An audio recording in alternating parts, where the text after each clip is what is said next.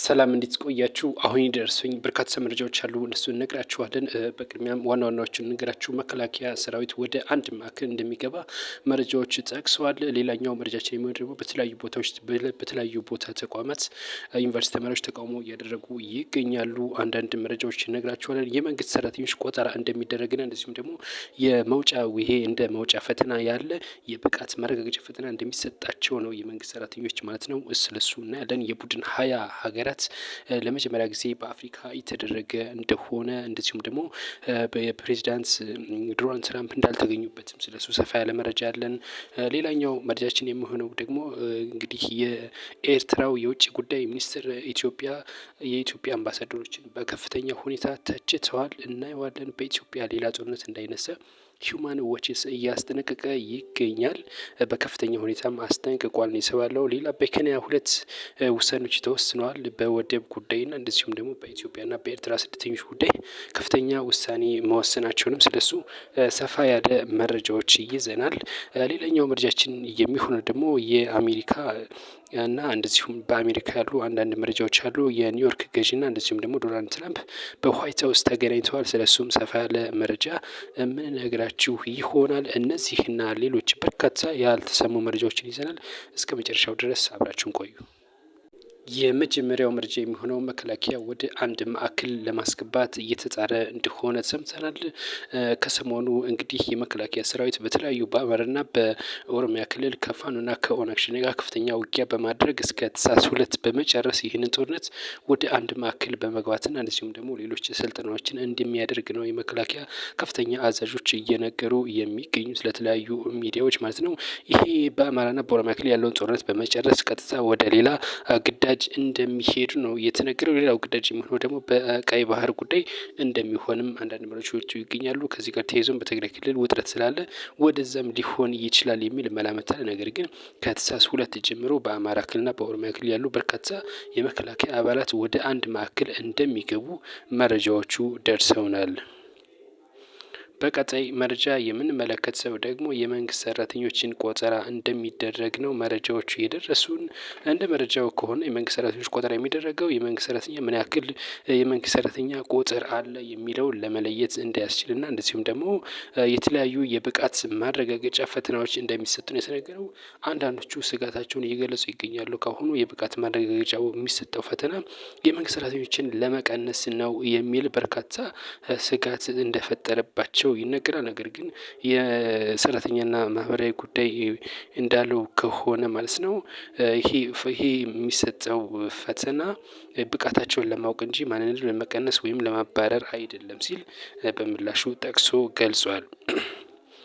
ሌላኛው መረጃችን የሚሆነው ደግሞ የቡድን ሀያ ሀገራት ለመጀመሪያ ጊዜ በደቡብ አፍሪካ ጆሀንስበርግ ስብሰባ ማድረጋቸው የታወቀው። እነዚህ ቡድን ሀያ የሚባሉ ሀገራት እጅግ የበለጸጉ በሀብትና በኢኮኖሚ ከፍተኛ ደረጃ የደረሱ እንደነ አሜሪካ፣ እንደነ ፈረንሳይ፣ እነ እንግሊዝ፣ እነ ጀርመን ጨምሮ በርካታ የዓለም ሀገራት የሚሳተፉበት ነው። በዚህም እንግዲህ ደቡብ አፍሪካ ከነዚህ አባል ሀገራት አንዷ ናት፣ ሊቀመንበር ናት። ይህምን ቡድን አፍሪካን የቡድን ሀያ ሀገራትን የምትመራው እሷ ናት። እንግዲህ ቀጣይ ሊቀመንበር አሜሪካ እንደምትሆን ይታወቃል። ነገር ግን ዶናልድ ትራምፕ በዚህ ስብሰባ ላይ እንዳልተገኙ ነው የተነገረው። ከዚህ ጋር ተያይዞ የደቡብ አፍሪካው ፕሬዚዳንትም እንግዲህ መግለጫ ማውጣታቸው ይታወቃል። ከአሁን ቀደም ዶናልድ ትራምፕ ያልተሳተፉበት ምክንያት ደግሞ እንግዲህ ዶናልድ ትራምፕ እንደ ምክንያትነት ሲያስረዱ ዋናው ምክንያታቸው ደቡብ አፍሪካ በገጠራማ ያሉ የአሜሪካ ዜጎች ላይ እንግልት ትፈጥራለች የሚል እንደሆነም ታውቋል።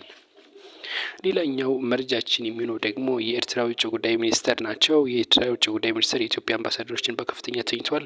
በተመሳሳይ ሀሳብ ኤርትራን እየተቹ ይገኛሉ። ጨለምተኛ ናቸው። በርካታ እንግዲህ ትችት ነው ያቀረቡት። እንግዲህ በትዊተር ወይም በኤክስ ገጽ ላይ ነው የተለያዩ የኢትዮጵያ አምባሳደር በአሜሪካ፣ በእንግሊዝ፣ በፈረንሳይ በተለያዩ ዓለም ያሉ አምባሳደሮች በአንድ በተመሳሳይ ሰዓት ኤርትራን የሚተች በቀይ ባህርና በወደቡ ጉዳይ ከፍተኛ የሆነ ተጽዕኖ እያሳደሩ ነው ሲሉ ነው የገለጹት።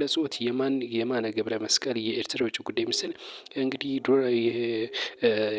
የኤርትራ የኤርትራው ፕሬዚዳንትና የኢትዮጵያ ፕሬዚዳንት ጠቅላይ ሚኒስትር የተስማሙት ኢሳያስ አፈወርቂና ዶክተር አብይ ማለታቸውን የተስማሙት ስለ ሰላም ነው እንጂ ስለ ወደብ አይደለም ሲሉ ገልጸዋል። በዚህም እንግዲህ አምባሳደሮቹን በከፍተኛ ሁኔታ ተችተዋል ነው የተባለው።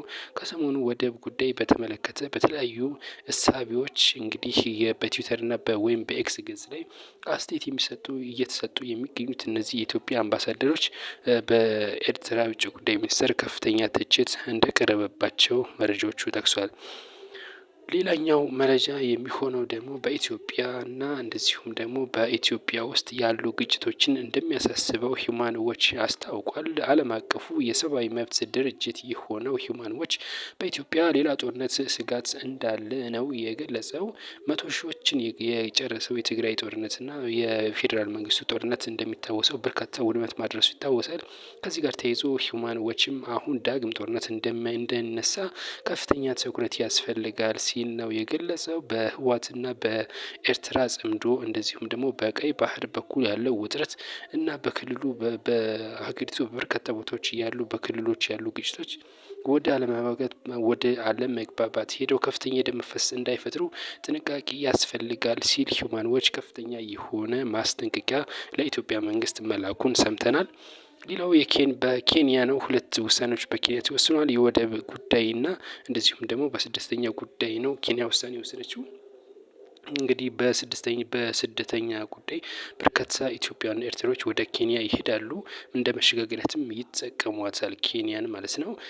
ከዚህ ጋር ተያይዞ እንግዲህ እንደተሰማው መረጃ ከሆነ ኬንያ ስደተኞችን ላለመቀበል እየወሰነች እንደሆነ ነው እየተነገረ የሚገኘው። ነገር ግን የኬንያ ፍርድ ቤት ይህንን ውድቅ ማድረጉን ይፋ አድርጓል። ከዚህ ጋር በተያያዘ ግን በወደብ ጉዳይ እንደሚታወቀው እንግዲህ በኬንያ ድንበር ቦታ ላይ ያሉ በርካታ ወደብ የሌላቸው ሀገራት አሉ። እነዚህ ሀገራት ወደብ እንዲያገኙ የኬንያ መንግስት እሰራለሁ ስትል ገልጻለች።